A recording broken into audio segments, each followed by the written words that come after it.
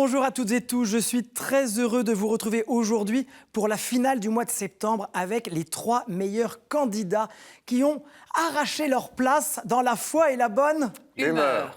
Nous allons nous retrouver pour la première manche. C'est parti.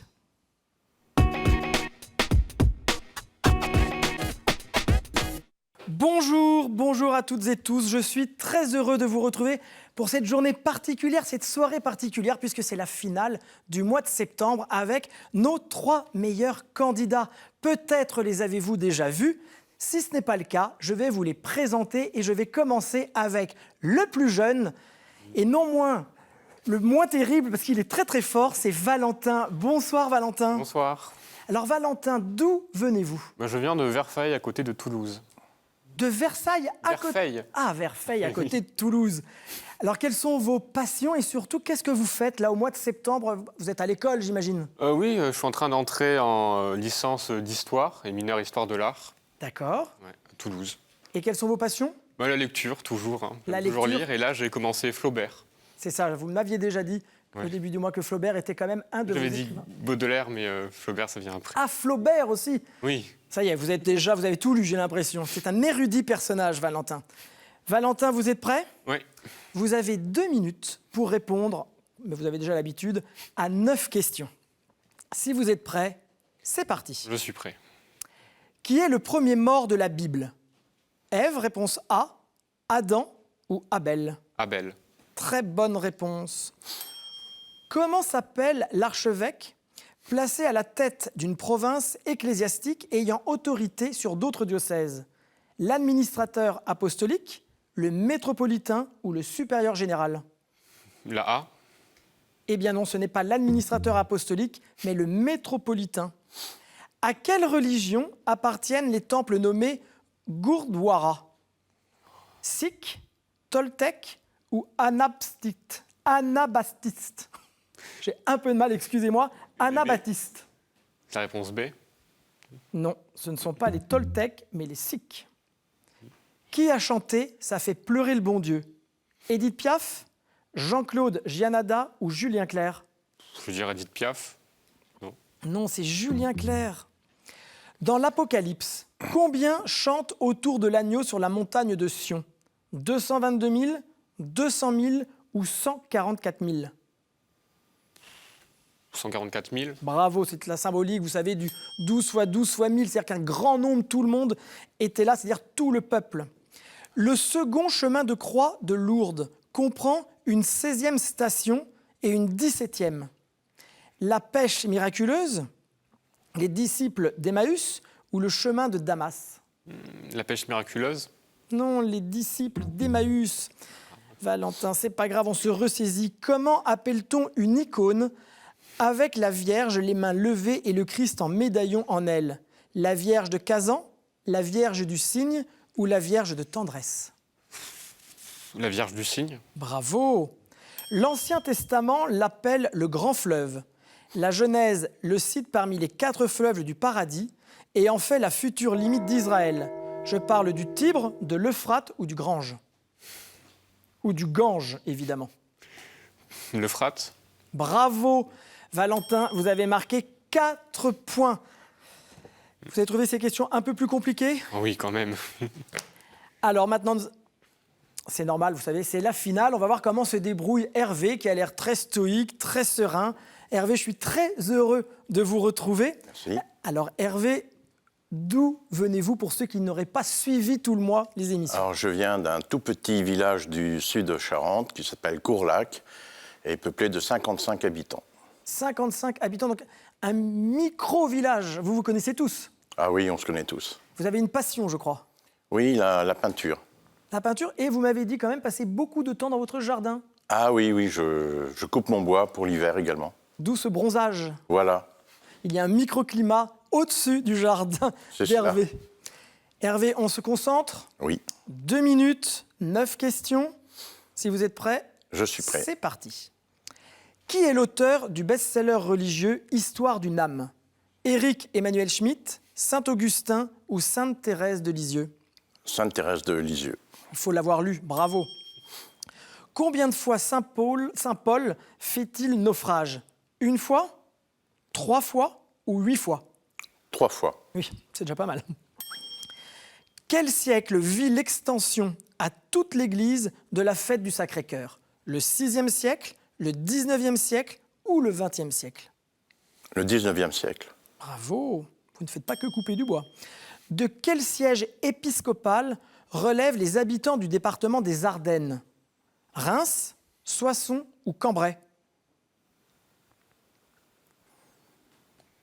Hervé? Cambrai.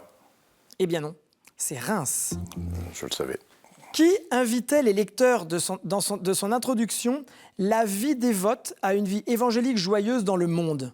Saint-Maurice, Charles de Foucauld ou Saint-François de Sales?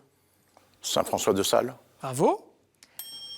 Quel exégète jésuite a notamment publié son vocabulaire de théologie biblique en 1962? Alphonse de Ligorie, Pierre Abélard ou Xavier Léon Dufour? Xavier Léon Dufour. Très bonne réponse. À quelle date a eu lieu l'apparition de la Vierge à Akita, au Japon, reconnue par l'Église? En 1973, en 1833 ou en 1603? En 1833. Non, c'était 1973. Ah. À qui est dédiée la cathédrale de Dijon? À Saint Tannodin, Saint Bénigne ou Saint Doux? Saint-Doux. Non, c'était Saint Bénigne. Qui énumère dans Hercule chrétien 18 analogies entre le héros grec et Jésus? Ronsard, Balzac ou Alain Fournier? Alain Fournier. Non, c'était Ronsard, qui vivait à une époque où Hercule et l'Antiquité étaient très très liés et très à la mode surtout. Oui. Merci beaucoup Hervé. Alors Hervé, vous êtes passé devant Valentin avec 5 points. Ça se joue vraiment cette finale à quelques points. Et maintenant, nous allons voir comment Marilène, qui est la dernière candidate sélectionnée, puisque vous étiez déjà avec nous la semaine dernière, Marilène, je suis content de vous revoir. Comment allez-vous? Très bien. Vous avez eu le temps de vous remettre, un petit peu d'exercice, parce que vous aimez le sport. Oui. Et où habitez-vous déjà? À Amiens, dans la Somme. Et vous êtes une paroissienne très sympathique, puisque pour le plus grand bonheur des paroissiens, que faites-vous justement à la cathédrale? J'aime faire les bouquets en équipe.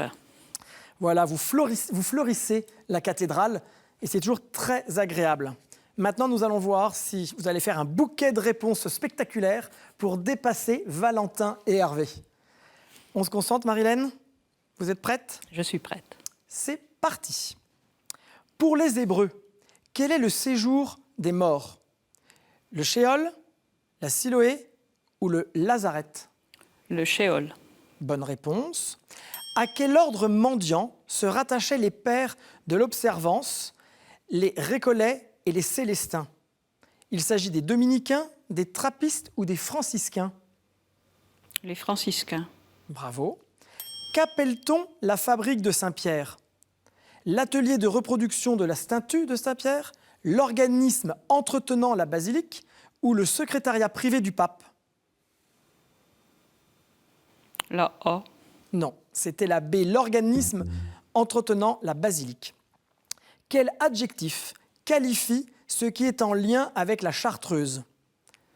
Chartiste, cartusien ou castral?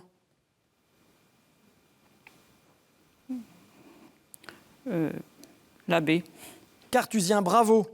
Comment s'appelle le voile recouvrant le tabernacle? Le voile huméral, le conopé ou la pâle? La pâle. Non, c'est le conopé. Quel jeune enfant martyrisé sous Dioclétien donne son nom à 42 localités de France? Saint-Cyr, Saint-Denis ou Saint-Guy? Saint-Denis. Non, c'est Saint-Cyr. Que représente le torii, symbole du chinotoïsme, un lotus, un portail ou un sabre? Le lotus. Non, c'est un portail. Quel acteur interprète le père Auberger dans le film d'Étienne Châtillaise, La vie est un long fleuve tranquille? Michel Galabru, Patrick Bouchité ou Jean-Pierre Mariel? Jean-Pierre Mariel. Non, c'est le fameux Patrick Bouchité, Jésus revient, Jésus revient. Quel roman de Lucien Rébatet porte le nom d'une méditation du 4e jour de la 2e semaine des exercices spirituels? La contemplation pour obtenir l'amour, les 2 étendards ou le dimanche des rameaux? La C. Non, c'était la B, les 2 étendards. On voit que nous sommes en finale, les questions sont un peu plus compliquées. Mes candidats sont très stoïques. Vous êtes évidemment tous les 3 sélectionnés, mais le vainqueur Hervé pourra choisir 2 questions pour la manche 2 et Valentin en choisira une. Sans plus tarder, nous passons à la manche 2.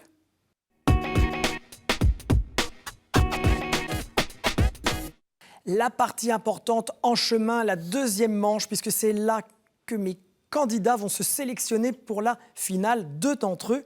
Et tout de suite, voyons les thèmes que vous allez pouvoir choisir, Hervé et Valentin.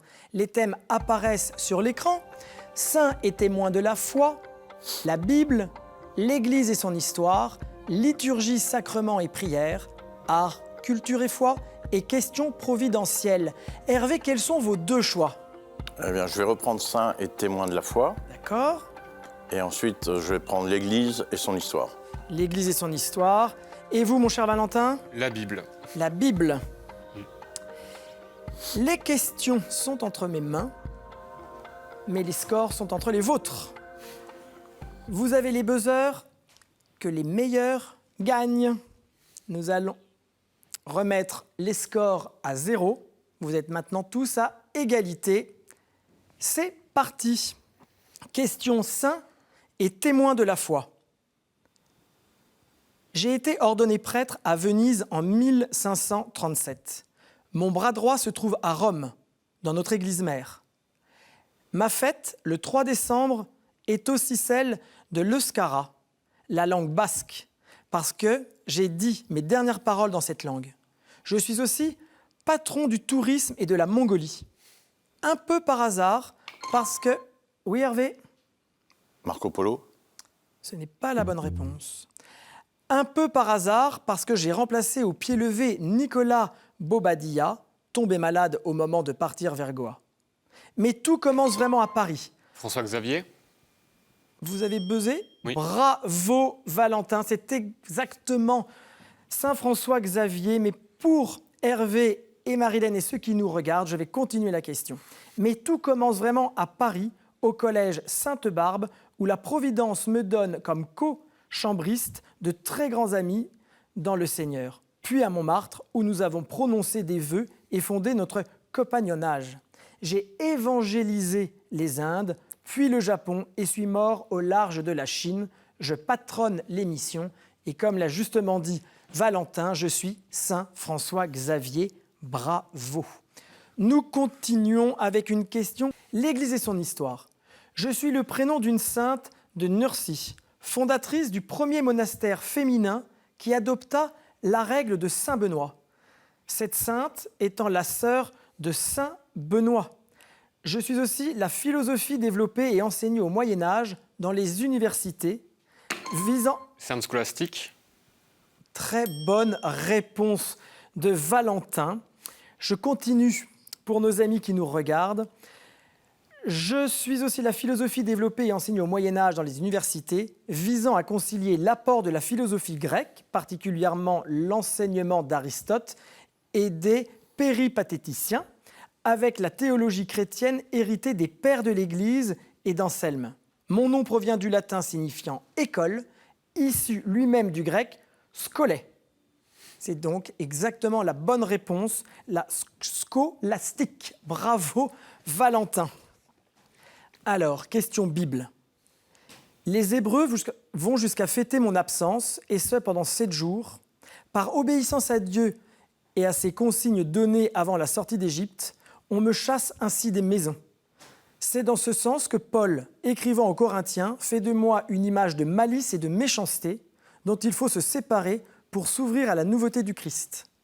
Pourtant, Matthieu et Luc font de moi un des symboles du royaume de Dieu dans une parabole où l'on voit une femme à l'ouvrage me mélangeant à 3 mesures de farine. La levure.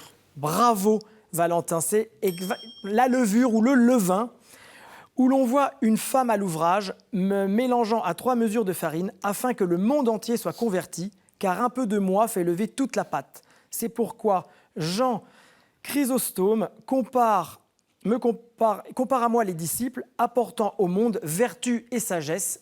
C'est le levain et la levure. Valentin, 3 points. Nous allons continuer avec une question saint et témoin de la foi. Mon nom fut inscrit au calendrier romain en 1586 et placé à la date du 4 mai. C'était à l'époque la veille de la fête de la conversion de mon fils. Marié au sortir de l'adolescence à un païen du nom de Patrice, j'ai eu 4 enfants. Mais mon destin est en effet lié d'abord à celui d'un fils qui se détourna longtemps de la foi. Mes larmes, alors, montèrent vers Dieu comme une prière silencieuse. Cette prière fut entendue et ce fils se convertit à Milan. Monique. Bravo, Marie-Laine, c'est bien Monique. Au moment de retourner en Afrique en 387, je quittais cette terre au port d'Ostie dans un grand désir du ciel. Je suis la mère de saint Augustin, je suis donc sainte Monique. On continue, énorme tension sur le plateau, je vous promets. C'est la dernière question. L'Église et son histoire. Vous êtes prêts ? Notre congrégation fut fondée en 1625, mais c'est en 1632 que nous nous sommes établis au prieuré parisien qui nous a donné notre nom familier.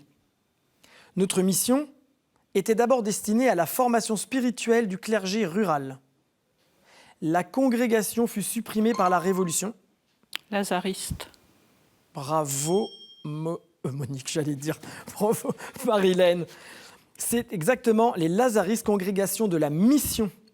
La congrégation fut supprimée par la Révolution et rétablie 2 fois, en 1900. Elle est une des 5 congrégations masculines autorisées. Elle a 118 séminaires en 1905 et est présente dans le monde entier. Comme l'ensemble des membres de la famille vincentienne, nous nous occupons des pauvres et des marginaux. Le nom que vous cherchez est celui d'un ami très cher que Jésus avait ressuscité. C'était donc Saint Lazare. Il s'agit des Lazaristes. Très bonne réponse de Marie-Laine. 3 points pour Valentin, 2 points pour Marie-Laine. Hervé, vous avez été un très bon candidat, mais l'histoire s'arrête en finale. Vous pouvez être fier de vous parce que vous avez eu quand même plusieurs candidats et vous êtes arrivé jusqu'à nous aujourd'hui. Mais vous partez avec un cadeau. Les éditions Place des Victoires ont le plaisir de vous offrir ce très bel ouvrage illustré sur l'art de Lyon.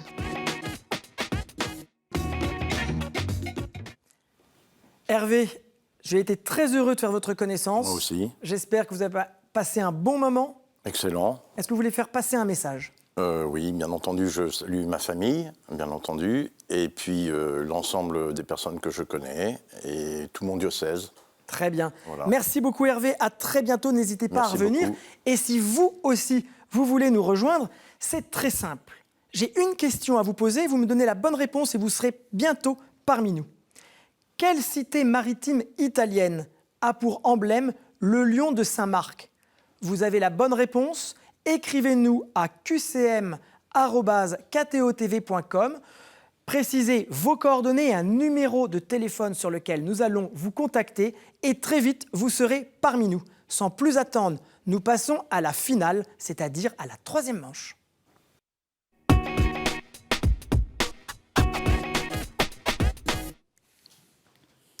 C'est la grande finale, la finale du mois de septembre.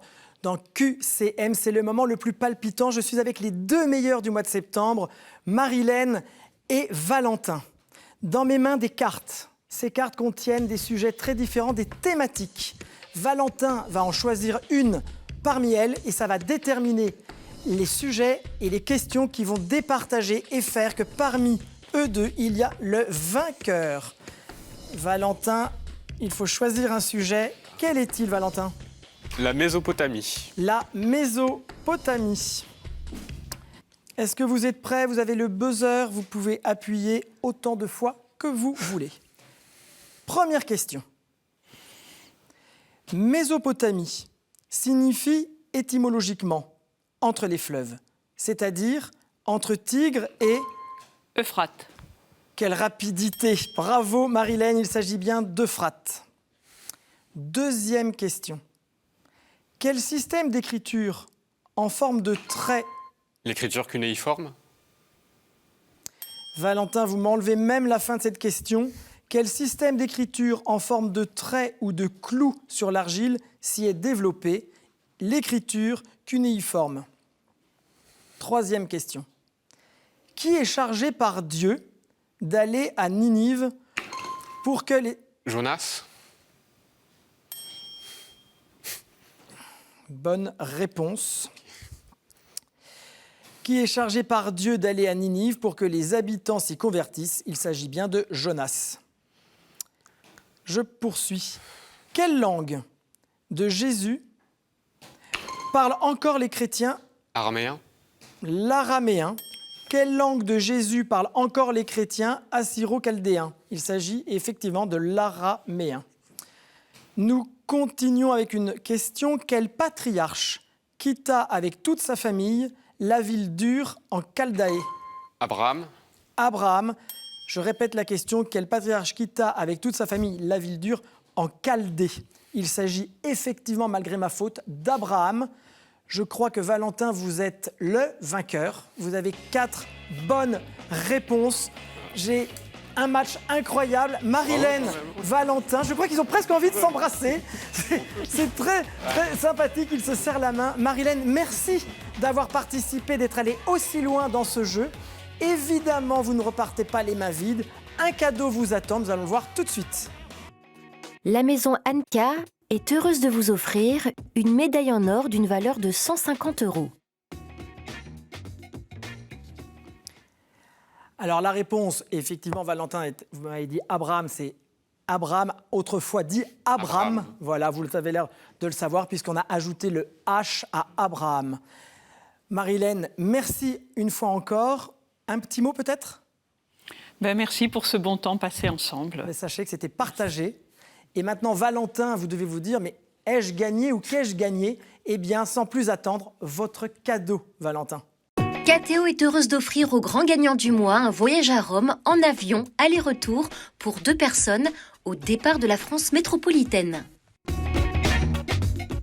Un immense bravo à mes 2 finalistes du mois de septembre. J'ai passé un merveilleux moment avec vous deux. Je suis très, j'ai pas les mots pour vous dire mon admiration devant tant de culture.